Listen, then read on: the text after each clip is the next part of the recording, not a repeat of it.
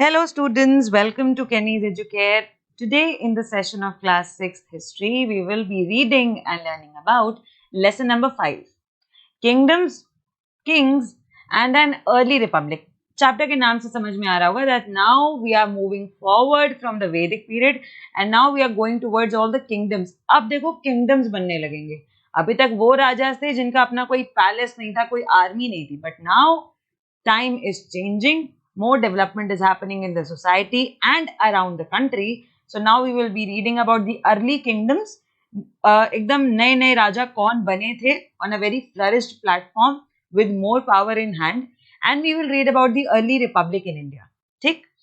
We will do this chapter in 2 parts, and today we're going to start with part 1. ठीक है? And in this part, we will read and learn about the following topics. First will be how men became rulers. कुछ लोग थे जो society के form में रह रहे थे, बट उनमें से कोई एक लीडर निकला जो रूलर बन गया. Okay, and this is how kings were made. Kings ऐसे ही बने थे. ठीक है. Then we will read about Ashwamedha और horse sacrifice, which was a very important sacrifice, a very important ritual. एक बहुत इंपॉर्टेंट यज्ञ होता था, with the help of which a person could become a powerful and impactful king. Okay, अश्वमेध sacrifice एक king के लिए बहुत इंपॉर्टेंट था. अश्वमेध क्यों बोलते हैं? क्योंकि अश्व का मतलब होता है हॉर्स. ठीक. Then we will read about varnas, कि वर्ण क्या होते हैं, how the structure of the society was made, and then we will read about janapada and mahajanapada, also known as janapada and mahajanapada. So basically ये बस एक कॉम्प्लेक्स स्ट्रक्चर है जिसकी हेल्प से पूरी कंट्री का एक एस्टैब्लिशमेंट हो रहा था, एक अच्छे तरीके से, एक स्ट्रक्चरल फॉर्म में पूरी कंट्री एस्टैब्लिश हो रही थी. And then we will read why forts were built. ये बड़े बड़े फोर्ट हैं बहुत सारे किंग्स के, क्यों बनाए गए थे, we will read about that. Okay, so let's get into the chapter. पर चैप्टर को शुरू करने से पहले कुछ बेसिक क्वेश्चन सॉल्व कर लेते हैं, कुछ बेसिक कॉन्सेप्ट्स पहले क्लियर कर लेते हैं. ठीक है, and we will do this with the help of few questions. तो सबसे पहले ये बताओ, do you know what is election? Election क्या होता है पता है? It is a formal and organized choice by vote of a person for a political office or other position. एक बार फिर से बोलती हूँ, ये एक formal organized choice होती है जिसमें there is a person who puts a vote, and why does he vote? He vote for a political office or maybe some other position. जैसे for example लोकसभा इलेक्शंस होते हैं. अगर आपने सुना हो, आपके मम्मी पापा, आपने कई बार देखा होगा आपके मम्मी पापा या आपके बाकी रिलेटिव्स वोट करने जाते हैं. They go and vote for member of parliament. Alright, they vote for this office, they vote for this position. ठीक है, और फिर जो भी इलेक्शन जीत जाता है, जिसको ज्यादा वोट मिलते हैं वो जीत जाता है. इसी प्रैक्टिस को, इस फॉर्मल वोटिंग सिस्टम को इलेक्शन कहते हैं. ठीक है. Question number 2. अब ये वोटिंग क्या होती है? वोटिंग बच्चों एक मेथड होता है. It's a method for a group such as a meeting or an electorate in order to make a collective decision or express an opinion, usually following discussions, debates or election campaigns. Voting एक type का method है where you show your collective decision. आप अपना collective decision show करते हो या फिर आप अपना ओपिनियन एक्सप्रेस करते हो आफ्टर अ डिस्कशन, डिबेट और इलेक्शन कैंपेन. फॉर एग्जांपल, आपकी क्लास में अगर मॉनिटर को चुनना है एंड मैम ये कहें आपसे कि बेटा चलो हम लोग सब लोग वोटिंग करते हैं. So if there are 40 students in your class and everyone votes, तो मान लो there is one person known as Aman जिसको 25 वोट्स मिले, and there is a person called निधि जिसे 15 वोट्स मिले. तो इलेक्शन कौन जीता? अमन इलेक्शन जीता, है ना, क्योंकि उसको ज्यादा वोट मिले. राइट, सो ये होता है voting. Do you know what is polling? कभी क्या शब्द सुना है कि पोलिंग हो रही है, पोलिंग हो रही है? कभी सुना है? An opinion poll, often simply referred to a poll or a survey, is a human research survey of public opinion from a particular sample. Polling basically एक छोटा सा सर्वे होता है ताकि हम लोग रिजल्ट का एस्टिमेट लगा सकें. केवल एस्टिमेशन हो रहा है यहाँ पे. ठीक है, रियल रिजल्ट किसी को नहीं पता, केवल एक एस्टिमेट लगाया जाता है कि कौन जीतेगा, कौन जीतेगा. ऑलराइट, इसी को पोलिंग कहते हैं. अब आते हैं क्वेश्चन नंबर 4 पे. Have you seen a polling booth? ये है पोलिंग बूथ. देखो यहाँ पे सब खड़े हुए हैं लाइन से, वोट डालने जा रहे हैं. Polling booth is actually a compartment with one open side in which one voter at a time stands to mark their ballot paper. Ballot paper का बेटा यहाँ पे ये मतलब है कि यहाँ पे देखो ये छुपा हुआ होता है, कोई देख नहीं सकता कि आप किसको वोट कर रहे हो. ठीक है, तो ये बैलेट है, इसमें आप जाके वोट करते हो, इसी को हम बैलेट कहते हैं. ये छुपा हुआ है इसलिए हम इसे सीक्रेट बैलेट भी कहते हैं. ठीक है, इंडिया में वोटिंग सीक्रेट बैलेट पे होती है, एकदम छुपा हुआ होता है, किसी को नहीं पता होता आप किसको वोट कर रहे हो. ओके, पोलिंग बूथ एक कंपार्टमेंट है जहां जाके आप वोट डाल सकते हो. Alright, now let's come to the chapter. कैसे कुछ मेन रूलर्स बन गए. How some men became rulers. Some of the rajas we read about in chapter 4, that means in the Vedic period, they were probably chosen by the Jana, the people. We read it in the chapter 4 also that most of the kings were chosen by the people. और लोग हमेशा उसे चुनते थे who was a brave warrior, right? Around 3000 years ago, we find some changes took place in the ways in which rajas were chosen. पर 3000 साल पहले थोड़ा सा चेंज आया, सोसाइटी थोड़ी सी चेंज हो गई. उन्होंने बोला नहीं, हमारे यहाँ अब लोग वोग नहीं चुनेंगे, सीधी बात. अब if you want to become a king you have to perform very big sacrifices, you have to do big rituals which will show your valor, which will show your power, and then that person will become a king. The Ashwamedha or a horse sacrifice was one such ruler. अश्वमेध यज्ञ हम जिसको कहते थे, यज्ञ, अश्वमेध यज्ञ और हॉर्स सैक्रिफाइस एक बहुत बड़ा रिचुअल, एक बहुत बड़ा सैक्रिफाइस होता था. अगर कोई इसे कर लेता था तो वो बहुत बड़ा राजा बन जाता था. All right, we will read about this Ashwamedha sacrifice now. The Ashwamedha और हॉर्स सैक्रिफाइस क्या होता है इसमें बच्चों देखो.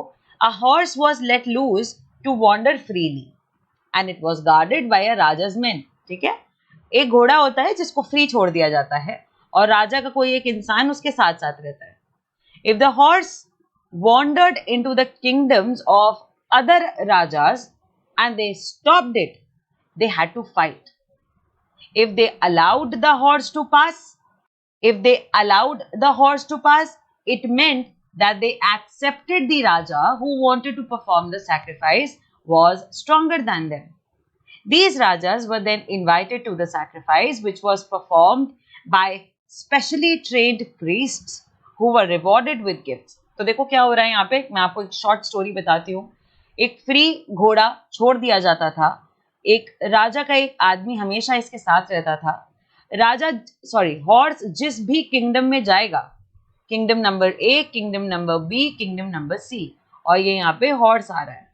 अगर हॉर्स ए वाले किंगडम में गया और यहाँ के किंग ने इसको जाने दिया तब तो कोई बात नहीं, तब this king will be invited for the sacrifice. ये जो यहाँ सैक्रिफाइस होने जा रहा है, ये यहाँ पे इसको इनवाइट कर लेगा कि ठीक है, आपने हमारे हॉर्स को जाने दिया, अब आप सैक्रिफाइस के लिए आ सकते हैं. बट अब अगर हॉर्स बी किंगडम में गए और बी वाले किंगडम के किंग ने रोक लिया, ही स्टॉप्ड द हॉर्स कि तुम नहीं जाओगे यहां से, then the king of kingdom B had to fight. तब आपको लड़ाई करनी पड़ेगी, आपको फाइट करना पड़ेगा उस किंग से, और अगर आप जीत गए तो आप बॉस बन जाओगे, अगर आप हार गए तो फिर आपको दूसरे को एक्सेप्ट करना पड़ेगा, आपको दूसरे राजा को अपना किंग मानना पड़ेगा. ठीक है, ऐसे होता था. ये बहुत इंपॉर्टेंट रिचुअल, बहुत इंपॉर्टेंट यज्ञ है, because it showed the power and valour of king one in respect of the other kings. ठीक है, एक किंग कितना स्ट्रॉन्ग है ये शो हो जाता था अश्वमेध सैक्रिफाइस से. तो जितने भी लोग डरते थे कि भैया वो राजा तो बहुत स्ट्रॉन्ग है, तो फिर वो उसके हॉर्स को जाने देते थे. बट अगर कोई किसी एक किंग से ज्यादा स्ट्रॉन्ग है तो फिर वो हॉर्स को स्टॉप करता था और बैटल लड़ता था. ठीक है, this was the rule of Ashwamedha sacrifice. Alright, the raja who organised the sacrifice was recognised as being very powerful, and all those who came brought gifts for him. जो भी ये सैक्रिफाइस करवाता था ना, उसको यही माना जाता था कि ये बहुत पावरफुल है, तभी ये इतना बड़ा चैलेंज ले रहा है, बिकॉज इट्स अ चैलेंज ना, कि अगर किसी ने आपके हॉर्स को रोक दिया, then you have to fight a war. तो ये बहुत ही चैलेंजिंग यज्ञ है। That is why the king who performed such form of sacrifice was recognised as a very powerful king. और जो लोग भी इनके सैक्रिफाइस में आते थे पार्टिसिपेट करने के लिए, वो सब लोग इनके लिए गिफ्ट लाते थे, ठीक है। The Raja was a central figure in these rituals, और राजा जाहिर सी बात है एक सेंट्रल फिगर होता था, सारी मेन पूजा इसी से कराई जाती थी, सारी main offerings to the god, offerings to the fire, ये सब कुछ राजा से कराया जाता था। He often had a special seat, a throne or a tiger skin to sit, ठीक है, बैठने के लिए उसके लिए अलग से एक सीट लगाई जाती थी, अलग से एक थ्रोन रखा जाता था, या फिर टाइगर की स्किन पे उनको बिठाया जाता था, to show that how powerful, how much power this king has, okay. His charioteer, who was his companion in the battlefield and witnessed his exploits, chanted tales of glory। और फिर इनका charioteer क्या करता था, अपने राजा के बड़े बड़े कहानियां सुनाता था, हमारे राजा इतने बढ़िया हैं, हमारे राजा ने ये वाला बैटल जीता है, हमारे राजा ने वो वाली लड़ाई जीती है, इतना गोल्ड इकट्ठा किया है, इतने सारे सिपाही रखे हैं, इतने सारे हाथी घोड़े हैं हमारे पास, इस टाइप की स्टोरी सुनाता था इनका charioteer, ओके।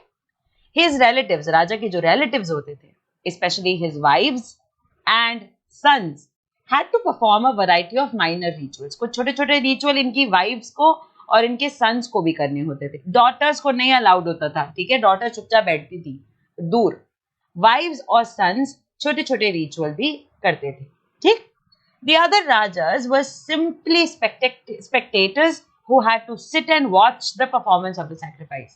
अब आप कहोगे कि अगर सारा काम ये मेन राजा कर रहा है और इनकी वाइफ और इनके सन कर रहे हैं, तो वो अदर राजास को क्यों बुलाया? वो जो दूसरे किंग्स हैं जिन्होंने जाने दिया था हॉर्स को, वो अदर किंग्स क्यों आए हैं? वो अदर किंग्स केवल सैक्रिफाइस को देखने आए हैं, ठीक है, उनका काम केवल सैक्रिफाइस को देखना है। Priest performed the rituals including the sprinkling of sacred water on the king. Priest का क्या काम है? पूजा करवाइए, सैक्रिफाइस करवाइए, और फिर जो सेक्रेड वाटर है वो लोगों के ऊपर छिड़किए, है ना। स्प्रिंकलिंग ऑफ सेक्रेड वाटर, ऐसा माना जाता है अकॉर्डिंग टू माइथोलॉजी कि अगर सेक्रेड वाटर लोगों के ऊपर छिड़का जाए तो फिर it is considered as a blessing from God, ठीक है, as a blessing from God, इसलिए सेक्रेड वाटर को लोगों के ऊपर छिड़का जाता है। आपने कई बार मंदिरों में आरती के बाद देखा होगा कि पंडित या पुजारी पानी छिड़कता है लोगों के ऊपर। There's a sprinkling of water after each attempt of aarti done in the temple. Why they do so? They do so that God can bless you, okay? The ordinary people, the Vish or the Vaishya, they also brought gifts. However, some people, such as those who were regarded as Shudras by the priest, they were excluded from many rituals. बहुत सारे ऐसे लोग थे, specially Shudras, the untouchables, जिन्हें इन ritual से दूर रखा जाता था। This is a very wrong practice. आपको कभी अपने दिमाग में ये नहीं लाना है कि शूद्र ये नहीं कर सकता, वो नहीं कर सकता। I am only telling you about the history, I am only telling about कि उस टाइम, उस पीरियड में क्या होता था, okay. But today in the present time of equality, democracy and liberty, आप कभी भी किसी को अपने से कम नहीं समझोगे। Everyone is equal, untouchability is illegal. आपको कभी ये नहीं सोचना है that this person should not touch me, और this touch me as in untouchability के प्रैक्टिस में कभी आपको नहीं सोचना है, ठीक है। Okay, now comes the system of varna. अच्छा, आप खुद सोचो कि अगर किंग्स इतना काम कर रहे हैं, रिचुअल्स, इलैबोरेट रिचुअल्स करने पड़ रहे हैं उन्हें, there are other people, other occupation, other developments in the society, तो जाहिर सी बात है you need to arrange and organise the society. आपको सोसाइटी को ऑर्गेनाइज करना पड़ेगा किसी फॉर्म में। ऑर्गेनाइज किया गया वर्ण के फॉर्म में, वर्ण बना दिए गए। We have many books that were composed in North India, especially in the areas drained by the Ganga and Yamuna during this period. क्योंकि ये वही है 2500 साल पहले का पीरियड, 2500 से 3000 साल पहले, है ना। और ये वही पीरियड है जब गंगा के पास, गंगा नदी के पास बहुत सारी सिटीज इमर्ज हो रही थी। New cities were emerging on the delta of river Ganga and Yamuna during 2500 years ago, 3000 years ago. Okay, this is exactly the same period when new cities were emerging on the banks of river Ganga and Yamuna, and this is exactly the period when a lot of books were getting composed by various people in North India. These books are often called later Vedic because they were composed after the Rig Veda. Rig वेद के बारे में हम लोगों ने chapter 4 में पढ़ा था, which was composed in the early Vedic period. ठीक है, early Vedic period, and the other books, the other Vedas were composed in the later Vedic period. Okay, these include the Sam Ved, the Yajur Ved and the Atharva Ved. Okay, these are rest of the 3 books. Chapter 4 में हम लोगों ने oldest books पढ़ा था. Oldest books में we got to know about the 4 Vedas, among which Rig Veda was written in the early Vedic period, whereas the other 3 Vedas were written in the later Vedic period. Okay, these were composed by priests and described how rituals had to be performed. जो ऋग वेद था उसको sages, ऋषि ने लिखा था, लेकिन जो सामवेद, यजुर्वेद, अथर्ववेद है उसको प्रीस्ट ने लिखा. ओके, और उन्होंने इन बुक्स में ये बताया कि रिचुअल्स कैसे करने होते हैं, पूजा कैसे करनी है, यज्ञ कैसे करने हैं. ठीक है, बहुत सारे दूसरे भगवान के बारे में बताया. All these were the composition done by the priest in the later Vedic age. They also contained rules about society. उन्होंने सोसाइटी के भी कुछ रूल्स बताए कि कैसे सोसाइटी में कितने तरीके के लोग होंगे. आई have shown an image over here, ब्राह्मण, क्षत्रिय, वैश्य, शूद्र. You will read about this further. अभी नेक्स्ट स्लाइड में मैं आपको बताती हूँ कि कैसे सोसाइटी को ऑर्गेनाइज करने के लिए priest divided the people into वर्ण अकॉर्डिंग टू देयर ऑक्यूपेशन, जो कि आगे चल के बहुत ज्यादा डिस्क्रिमिनेटरी हो जाएगा. It will be a very discriminatory form of practice in India, because now people will demean and they will consider the people of other varna as lower to them. ब्राह्मण सोचते थे क्षत्रिय मुझसे छोटा है, क्षत्रिय सोचेंगे वैश्य मुझसे छोटा है, वैश्य सोचेंगे शूद्र मुझसे छोटा है. शूद्र बेचारा फंस जाता था क्योंकि वो तो सबसे छोटा है. Right, this was a positioning system. Position set कर दी थी कि ये नंबर 1 पे है, ये नंबर 2 है, ये नंबर 3 है, ये नंबर 4 है. And when you give position to someone, there is a form of gap, there is a form of discrimination between people.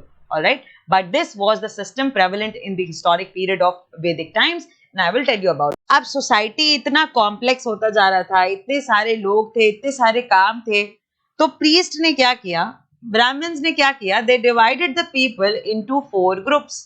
Okay, priest divided people into 4 groups और उस group को नाम दिया वर्ण. वर्ण, ओके, या वर्णास, आप कुछ भी कह सकते हो.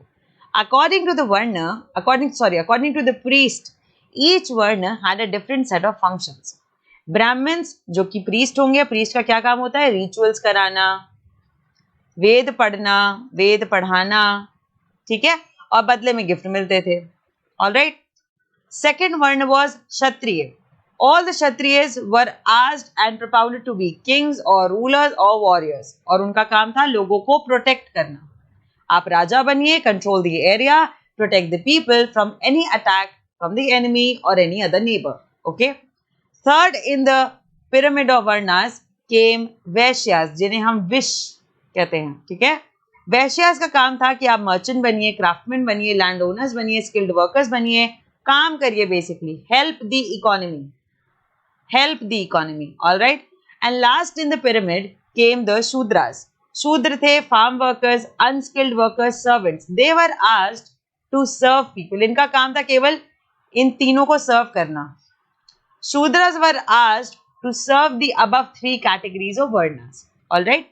Later, बहुत बाद में जाके एक और कल्ट बनेगा और वो होगा दलित्स का, जिन्हें अनटचेबल कहा जाएगा. मतलब कोई स्वीपर है, कोई क्लीनिंग का काम करता है, कोई डेड बॉडीज का काम करता है, मतलब उनका क्रिमेशन करवाता है, अगर उनको दलित्स बोला गया और उनको अनटचेबल्स घोषित कर दिया. That these people are untouchables and no one should touch him. They should not touch anyone because they, the Dalits, were considered as polluting human beings. This is a very wrong concept. आपको आज बिल्कुल ऐसा नहीं सोचना है कि दलित untouchable होता है या फिर आप उससे छू नहीं सकते. I am only telling you कि हिस्ट्री में क्या हुआ था, हिस्ट्री में कैसी थ्योरी एंड प्रैक्टिस चल रही थी. What was prevailing in the period of Vedic period of history. I am not glorifying or supporting the practice of untouchability at all. Okay, untouchability is illegal. You should never practice it. I'm just telling you about कि वैदिक period में कैसे वर्ण का culture था और कैसे सबके ऑक्यूपेशन डिसाइडेड थे. अब मैं इसी पिरामिड को थ्योरी में एक्सप्लेन करती हूँ. द फर्स्ट वर्ण वाज दैट ऑफ द ब्राह्मण. Brahmins were expected to study and teach the Vedas. They were expected to perform sacrifices and receive gifts. Brahmans को एक काम दिया गया था कि आपको पहली बात तो वेद खुद पढ़ने हैं, फिर दूसरों को पढ़ाने हैं. सेकंड, आपको sacrifices perform कराने हैं. कोई भी यज्ञ होगा, कोई भी रिचुअल होगा, you have to do it. And then in the return of it, you will receive gifts from people. All right. Second word were the rulers. I told you, known as the Kshatriyas. They were expected to fight battles and protect people. उनको क्या काम दिया गया था? That you will become the king, you will become the ruler, belonging to the clan of Kshatriya. You will fight battles with enemies and you will protect your people. People living in your territory should be protected by you at any cost. Third pyramid में क्या पढ़ा था हम लोगों ने? Vish or the Vaishyas. They were expected to be farmers. सारे काम कराने वाले काम इनको दे दिए. Farmer बनो, herder बनो, trader बनो, पैसे सारे तुम ही लेके आओ. Both the Kshatriyas and the Vaishyas could perform sacrifices. दोनों को ही अलाउ किया गया था कि आप sacrifices कर सकते हैं. ब्राह्मण को तो करवाना था, उनकी तो बात ही अलग है. और क्षत्रिय और वैश्यास को बोला था कि आप लोग दोनों लोग sacrifices perform कर सकते हो. Now comes Shudra, the fourth in the category of the pyramid. Last were the Shudras who had to serve the other three groups. ऊपर दिए गए तीनों ग्रुप्स को सर्व करना है आपका काम. And they could not perform any rituals. Often, women were also grouped with the Shudra. अब women भले ही ब्राह्मण हो, women भले ही क्षत्रिय हो, women भले ही वैश्य हो, उसको शूद्र के साथ ही रखा जाता था क्योंकि उसको भी कोई राइट नहीं मिलता था. Women were expected to serve. Women were not allowed to perform any ritual in the Vedic period. This Vedic period, later Vedic actually, not Vedic because early Vedic में तो पूरे rights थे, later Vedic में rights नहीं थे. ठीक है? This later Vedic period, the period belonging to the century of 1000 to 600 BCE. भैया मैं उल्टा क्यों जा रही हूँ? Because we are talking about the BCE period and we learnt in chapter number 1 that when we talk about the BCE period, the date goes backward. All right? We move from 1000 towards 600. Okay? This was the period of later Vedic age. ये later Vedic age है. Early Vedic age क्या थी? मैंने आपको बताया था. If you have not remembered well, early Vedic age है 1500 से 1000, 1500 to 1000, and later Vedic period is 1000 to 600. You can write it in your copies also. Early Vedic period कहाँ गया? Early Vedic period is 1500 to 1000 BCE, and later Vedic period is 1000 to 600 BCE. So in the later Vedic period, there was an elaborate structure of varnas. There was elaborate following the structure of varnas, and women were kept along with the position of Shudras. That means women were not allowed to perform most of the sacrifices. Women were not allowed to be independent or be equal to the men. They were asked to serve people.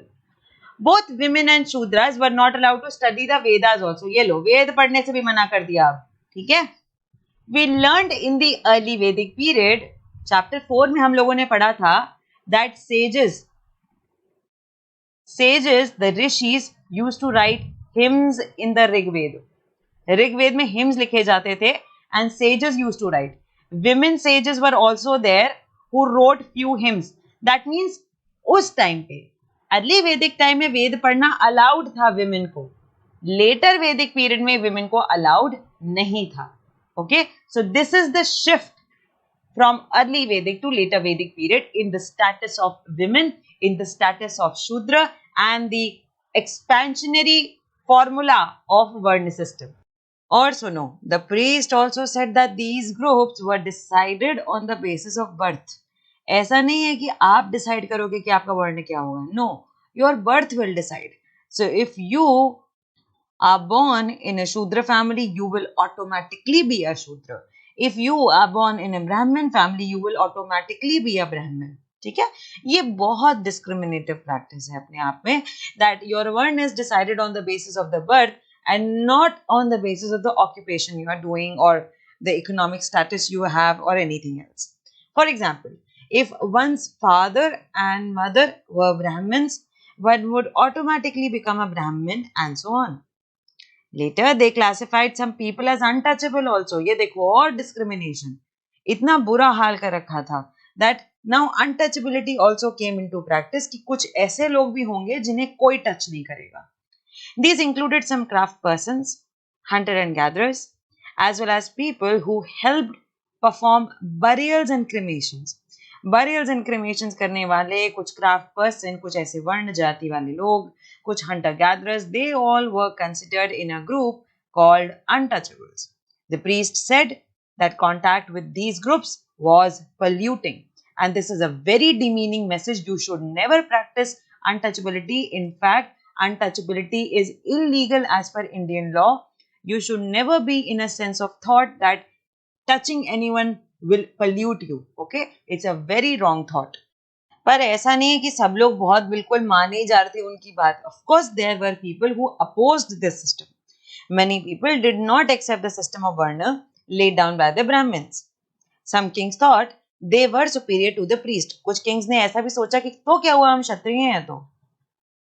Some kings thought that we are superior to priest because we give patronage to these priests. We are the kings, so we are superior. कुछ kings ने ऐसे भी सोचा. Others felt that birth could not be a basis for deciding which varna people belong to. Birth थोड़ी ना आपका symbol हो सकता है. If you want to work for a separate nature of job, but you had birth in a Shudra family, तो सिर्फ birth के basis पे आपका वर्ण डिसाइड हो गया और फिर आप ये जॉब नहीं कर पा रहे हो, ये तो गलत बात है ना? You should decide what job you want to do, and on the basis of the job, varnas can be decided, right? Besides, some people felt that there should be no difference among people based on the occupation. कुछ लोगों ने तो ये भी कहा कि हम कुछ भी जॉब करें, every job should be respected equally and there should be no discrimination, there should be no title to the jobs we do. ये वर्ण occupation के बेसिस पे रखने की जरूरत ही नहीं है. Others felt that everybody should be able to perform rituals and others condemned the practice of untouchability. कुछ ऐसे भी थे जिन्होंने ये बोला कि rituals perform करने का right तो सबको होना चाहिए. बहुत सारे लोगों ने untouchability को भी condemn किया, that this is a very wrong practice, that you consider few people as untouchable. Also, there were many areas in the subcontinent such as Northeast where social and economic differences were not very sharp and where the influence of the priest was very limited. कुछ ऐसे areas भी थे जहाँ social as well as economic difference between two people was very low. तो वहां पर ये discriminative practices नहीं चली, वहां priest की ये बातें नहीं चली. ओके, अच्छा यहाँ पे ना एक क्वेश्चन है आपके लिए. Why did people oppose the system of Varna? क्यों वर्ण सिस्टम को लोग अपोज करते होंगे, कभी सोचा है? The people opposed the system of Varnas because it is one of the discriminatory forms of society. किसी को कोई काम नहीं करने दिया जा रहा है only because the person belongs to some other Varna. It divided the people based on caste and religion. It discriminates people and violates their right to live equally. Okay? ये इक्वल ना रह पाने की वजह से ही तो हम वर्ण सिस्टम को अपोज करते हैं कि आप ब्राह्मण हो तो केवल आप ही ये सैक्रिफाइस और रिचुअल्स कर सकते हो, हम शूद्र हैं इसलिए हम नहीं कर सकते. अरे ये क्या बात हुई यार, है ना? सो बिकॉज दिस वर्ण system discriminated people and violated their rights to live equally, that is why people opposed the system of varna.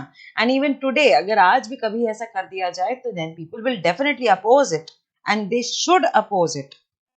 Coming on to a topic of जनपद. देखो जनपद क्या है, हम लोग क्या चैप्टर पढ़ रहे हैं? Kingdom, king, early Republic. Kingdom कहाँ बनेगा? किसी सिटी में बनेगा, किसी रीजन में बनेगा, है ना?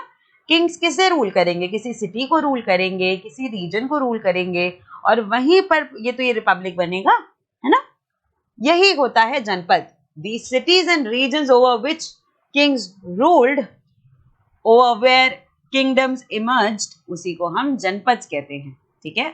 जैसे आप जिसे शहर कहते हो आज, या जिसे आप कोई राज्य कहते हो, वही जनपद कहलाता था हिस्ट्री टाइम पीरियड में। The Rajas who performed these big sacrifices, such as the Ashwamedh sacrifices, were now recognized as being Rajas of Janpads rather than Jana. अब उन्होंने अपना थोड़ा सा ऐसे डेवलपमेंट कर लिया था कि now we are not ruling only over people, but now we will rule over the city, over the region. All right. Now they were no longer ruling over the Janas only. Jana मतलब people. Now they were ruling over the Janapadas, जहां लोग रहते हैं उस पूरी जगह को अब मैं कंट्रोल करूंगा, ठीक। The word जनपद literally means the land where the जन set its foot. जनपद का मतलब होता है जहां जन रहते हैं and settle down. Some important जनपद are shown on the map. ये देखो उज्जैन दिखा रखा है यहाँ पे, राजगृह, कौशाम्बी, है ना, मगध का ये कैपिटल था शायद, वैशाली, हस्तिनापुर, यहाँ पर इस रीजन में Takshashila which is present day Pakistan, उस टाइम पे ये नॉर्थ वेस्टर्न फ्रंटियर इंडिया का ही पार्ट था, ठीक है। ये सब इंपॉर्टेंट जनपद थे। इन्हीं में इंपॉर्टेंट महाजनपद भी दे रखे हैं, I will tell you later about that. इसके अलावा भी बहुत सारे जनपद थे, but I have shown you the most important जनपद इन दिस मैप। जैसे कि एग्जाम्पल यहाँ है Purana Qila in Delhi, Hastinapur which is in Meerut, Atranji Khera which is in Etah, और ये मेरठ एटा दोनों उत्तर प्रदेश में हैं, ठीक है। They found that people lived in huts. लोग हट्स में रहते थे, कैटल रखते थे और दूसरे जानवर भी रखते थे। They also grew a variety of crops. For example, rice, wheat, barley, pulses, sugarcane, sesame, mustard. मतलब यहाँ पे variety of soil है, यहाँ पे variety of crop cultivation हो रहा है. People knew about agriculture and the irrigation needs of various crops. Okay? They had good knowledge about agriculture, तभी तो इतना variety of crops उग रहा है यहाँ पे। They made earthen pots. Some of these were grey in color, others were red in color. तो यहाँ पे red ware and grey ware was used for making the earthen pots. One special type of pottery found at these sites is known as painted grey pottery. एक बहुत special pottery यहाँ पे पाई गई थी और वो है painted grey pottery. ठीक है, इसके बारे में हम और पढ़ेंगे कि पेंटेड ग्रे पोट्री स्पेशल क्यों है। देखो बच्चा, ये है वो painted grey ware which we were talking about. Okay, plates and bowls are the most common vessels made out of painted grey ware. These are extremely fine to touch with a nice smooth surface. Perhaps these were used on special occasions for important people and to serve special food. आपके घर में भी कुछ ऐसे cup set, कुछ ऐसा cutlery होता है जो केवल गेस्ट के लिए रखा जाता है, right. Painted grey where material और उससे बनने वाले जितने भी वेसल्स थे वो भी कुछ ऐसे ही थे, वो इतने स्पेशल होते थे that these kind of utensils और vessels were only used for some important occasions, या अगर कोई इम्पॉर्टेंट पीपल आए हुए हैं तभी केवल फूड को सर्व करने के लिए ये वाले यूटेंसिल्स निकाले जाते थे। ओके, अब आ जाते हैं महाजनपद पे। तो क्या हो रहा है, जनपद से ही महाजनपद बना है ना। जैसे स्मॉल सिटी, स्मॉल डिस्ट्रिक्ट को ऐड करके एक स्टेट बनता है, स्टेट को ऐड कर करके कंट्री बनता है, वैसे ही इंपॉर्टेंट जनपद जब थोड़े बड़े हो गए, थोड़े पावरफुल हो गए, उनका एरिया एक्सपैंड हो गया, तब वही जनपद महाजनपद बन गए। Okay, about 2500 years ago some janpads became more important than others. कुछ ऐसे जनपद थे जो बाकी जनपद से थोड़े ज्यादा इंपॉर्टेंट बन गए and they were known as महाजनपद। ऐसा हो सकता है बिकॉज वहां पर पावरफुल किंग्स रहे होंगे, उनका एरिया ज्यादा होगा, they must be economically strong, they must be culturally strong, accessible ज्यादा होंगे, right? The janpads which became more important than others became महाजनपद। All right? जैसे आज अगर हम अपनी कंट्री में देखें तो हमारे पास कुछ मेट्रो सिटीज हैं। अच्छा, मेट्रो सिटी का पहली बात तो ये मतलब नहीं होता कि आप क्या मेट्रो चलती है, मेट्रो चलने से मेट्रो सिटी होने का कोई मतलब नहीं होता। It totally depends upon the population that living in that city, ठीक है। तो मेट्रो सिटीज हमारे यहाँ है कुछ बहुत इंपॉर्टेंट, मुंबई है, दिल्ली है, कोलकाता है, चेन्नई है, ये सब इतनी इंपॉर्टेंट सिटीज हैं। नंबर 1 यहाँ पे पॉपुलेशन रहती है बहुत ज्यादा। नंबर 2 एक पावरफुल एरिया है, यहाँ कोई किंग्स नहीं रहते, बट ये एक पावरफुल एरिया है क्योंकि वो एक इकोनॉमिकली स्ट्रॉन्ग एरिया है, कल्चरली स्ट्रॉन्ग एरिया है, बहुत ज्यादा एम्प्लॉयमेंट देता है लोगों को, राइट, बहुत ज्यादा एक्सेसिबल है। ऐसे ही पुराने जमाने में, हिस्ट्री टाइम पीरियड में, व्हेन few जनपद became more important than other janapada, they became mahajanapada. Alright, some of these are shown on the map। ये देखो मैप में कुछ हम लोगों ने महाजनपद आपको शो कर रखे हैं। अभी I will tell you the names। Most महाजनपद had a capital city। ज्यादातर महाजनपद को अपनी एक कैपिटल सिटी दी गई थी, ठीक है। Many of these were fortified as well।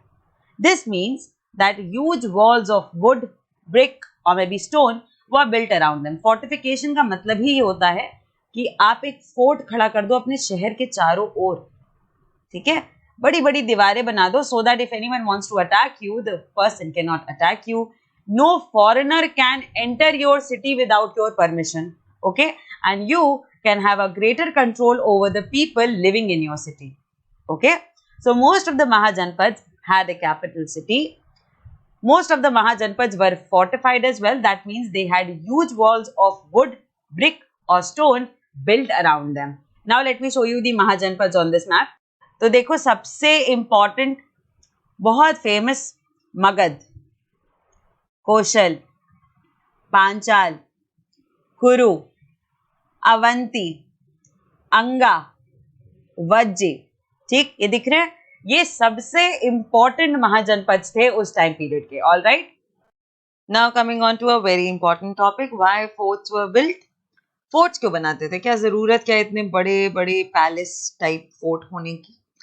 Forts were probably built because people were afraid of attacks from other Kings and needed protection. और जब आप इतनी ऊंची दीवार का फोर्ट बना लेते हो तो कोई यूं ही ऐसे एंटर करके आप पे अटैक नहीं कर सकता, correct. It is also likely that some rulers wanted to show how rich and powerful they were by building really large, tall and impressive walls around their cities। कुछ राजा ये भी सोचते होंगे that let's show off how much money we have, how powerful we are, so let's build large, tall, impressive walls around the city so that people and other country people will also know that how powerful this king is, okay। Also in this way the land and the people living inside the fortified area could be controlled more easily by the king। और इससे क्या होगा, fort के अंदर रहने वाले जितने भी लोग होंगे ना, they can be controlled easily by the king and his administration। Building such huge walls required a great deal of planning। अब ऐसे तो मजाक में तो नहीं बन सकता ना इतना बड़ा fort, you definitely need a great deal of planning।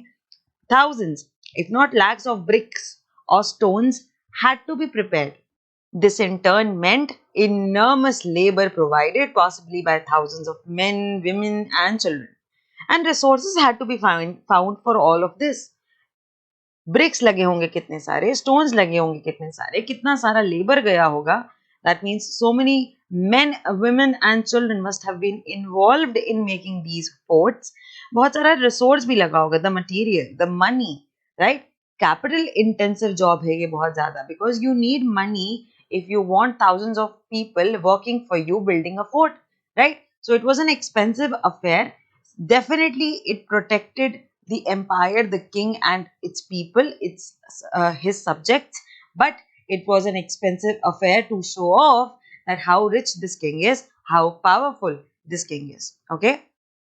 Students, ये है वो fortification wall कौशाम्बी में। This is a picture of remains of a wall made of brick found near present day Allahabad, Uttar Pradesh।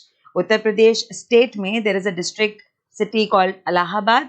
वहाँ पर कौशाम्बी का fortified wall, ये कुछ remain रह गए हैं उसके, ठीक है, ये बहुत बड़ी wall थी, अब वो कुछ remains रह गए हैं उसके history में। A part of it was probably built about 2500 years ago। कुछ 2500 साल पहले इसका कुछ पार्ट बनाया गया था और अब सिर्फ इतना सा पार्ट ही बचा है, ठीक। और अब पता है क्या होने लगा, the new rajas now began maintaining armies, very different from the Rigvedic period। Last chapter में हमने पढ़ा था that kings and the rajas in the Rig Vedic period did not had regular armies. But यहाँ देखो there is a change, right? एक proper army maintain होने लगी because now there was a fear of attack. क्योंकि अब इतने सारे region और उन सब region में कुछ kings थे, so definitely there was a fear of attack and hence the kings started maintaining big armies. Soldiers were paid regular salaries and maintained by the king throughout the year. Some payments were probably made using punchmarked, ठीक है, कुछ punchmarked coins होते थे जिन्हें use करके payment की जाती थी, जैसे कि यहाँ पे आपको इमेज में शो किया जा रहा है. हम इन्हें पंच मार्क्ड क्यों बोल रहे हैं? क्योंकि ये एक मेटल का पीस है जिसके ऊपर कोई एक इम्प्रिंट डिजाइन पंच किया गया है ना, to show the authority of the king कि ये इस राजा का कॉइन है या ये इस राजा का कॉइन है ना. मान लो अगर कोई किंग है जिसने बोला कि मुझे ये वाले सारे सिंबल चाहिए अपने कॉइन पे, तो ये इम्प्रिंट कर दिया गया. किसी दूसरे किंग को कोई और सिंबल चाहिए तो वो इम्प्रिंट कर दिया गया. Okay, so these were punch marked coins and these were also used to make payments to the soldiers many a times. Okay, now अब हम लोगों ने देखो जनपद के बारे में पढ़ लिया, हमने अर्ली किंग्स के बारे में थोड़ा जान लिया है ना. और लास्ट चैप्टर में we read about the Rigvedic period as well, the kings in that era as well. So here's a question for you and I've given the answer also, don't worry. Here's a question for you. List 2 ways in which the rajas of the Mahajanpads were different from those mentioned in the Rigveda. आपको बताना यहाँ पे ये है that कैसे rajas of Mahajanpads were different from the rajas in the Rigvedic period. Okay, so the answer is here. Rajas of Mahajanpads, they became raja by performing very big sacrifices where people accepted their supremacy, है ना. महाजनपद में अभी हम लोगों ने पढ़ा कैसे बनते हैं वो लोग राजा. एक अच्छे राजा कैसे बनते हो आप? जब आप बड़े बड़े सैक्रिफाइस यज्ञास करते हो. They had capital cities which were fortified and they also had large armies. वहीं ऋग्वेदिक पीरियड में we read that rulers were chosen by the jana, है ना, not jana, that is the people. They did not have any capital city, उनके कोई palace नहीं होते थे, उनकी कोई रेगुलर आर्मी नहीं होती थी. Also, they did not collect taxes. अगर आप भूल गए हो तो कोई बात नहीं, लास्ट चैप्टर की वीडियो पे जाओ, उसको रिवाइज कर लो फिर से, कोई प्रॉब्लम नहीं है. यहाँ पे मैंने आंसर आपको ऑलरेडी दे रखा है to make a very prompt and quick difference between the rajas of Mahajanpads and the rajas belonging to the Vedic period. ठीक है, महाजनपद के राजा बड़े बड़े सैक्रिफाइस करके राजा बनते थे. They had the capital cities which were fortified also. They had regular armies and they had some form of taxation system as well, जो अभी हम लोग पढ़ेंगे आने वाले पार्ट में. But rajas in the Rigvedic period, the rulers were chosen by the people, the jana. They did not had any capital city, any palaces. उनकी कोई regular army भी नहीं होती थी और वो लोग टैक्स भी कलेक्ट नहीं करते थे. ठीक है, they had their own form of revenue generation जो हमें अच्छे से नहीं पता because we have very less evidence and records of that prehistoric era. But इस महाजनपद की हिस्ट्री में हमें पता है that they had the system of taxation. All right, तो चलो अब देख लेते हैं पूरे पार्ट 1 में हमने क्या पढ़ा. तो सबसे पहले हमने थोड़े बेसिक्स क्वेश्चन सॉल्व करे थे, that what is election, what is voting, what is polling and what is polling booth. Then we read that how some men became rulers because now the society changed and now it was not the jana who decided the king, it was the sacrifices being done by men who became rajas. All right, then we read about the Ashwamedha, the horse sacrifice, which was a very vital and a very famous sacrifice which showed the valor and power of a king.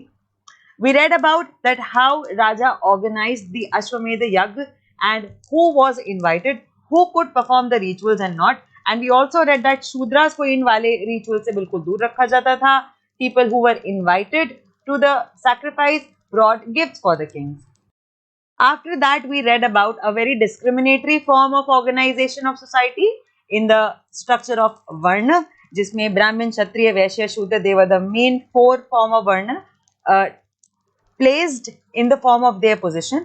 और बाद में later ages में untouchables also came into the pyramid. All right.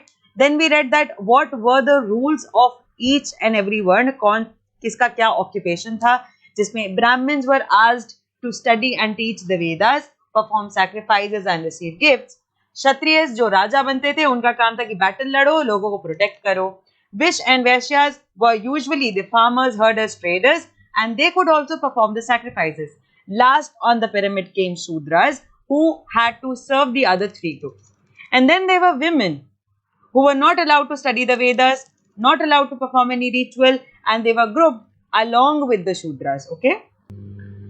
Then we also read that the Varna system was based on the basis of your birth. That means if you are born in a family of Brahmins, you will also be a Brahmin. But if you are born in a family of untouchable Dalit Shudra, you will also be automatically be a Shudra. Okay. This was a very demeaning practice at that point of time, and we read about this as well. कि बहुत सारे लोग थे जिन्होंने इसको oppose किया. There were various people who did not follow this system, did not accept this system. In fact, in the northeast, there was a very less social and economic difference between people. That is why they were not affected and influenced by the idea of priest कि आपको वर्ण होने चाहिए, इसकी ये position, उसकी वो position. उन्होंने ऐसे किसी डिस्क्रिमिनेटरी प्रैक्टिस को फॉलो नहीं किया. Most of the people, not all, but most of the people did not follow the Varna system. Then we solved a question about this as well, that because it was a very discriminatory form of society, that is why people opposed the system of Varna. Then we read about the Janpadas, the city, the region where people lived and where the kingdoms, the strong kingdoms and powerful kings emerged. We read about the Purana Kila, Hastinapur, Atranji Kheda. We read that how people used to live. They used to live in huts, had cattle and animal. They know a lot about agriculture and there were variety of crops being grown by people. Earthen pots बनाते थे लोग, grey और red ware ज़्यादातर use करते थे. Then we also read about the very famous painted grey ware with the help of which various plates and bowls were made, and वो इतना extremely fine होता था texture में that people used to use these utensils only on special occasions. Then we read about the Mahajanpads. ये वो जनपद हैं जो ज़्यादा prominent और important बन गए in comparison to other janpads. Alright. Then we read why forts were built, because people need to be protected और king protection के लिए बड़ी बड़ी walls बनवा देता था, fortify करा देता था अपनी city को, so that he can protect the people from any foreign invasion or attack. Second reason was कि उसे ये show करना होता था that how rich I am, how powerful I am, and to impress people of other land as well. Okay, this was the fortification wall at Kaushambi we read about. We also read that in this new age of republic, new rajas maintained army, soldiers को regular salaries मिलती थी, and sometimes these punch marked coins were also used to make the payments. And in the end, we read the differences between the rajas of the Mahajanpads and the rajas belonging to the Rig Vedic period. Okay, so with the help of this, with this slide, we have come to the end of part 1. Thank you. Happy learning. Revise well. We'll see you in the next part. Okay.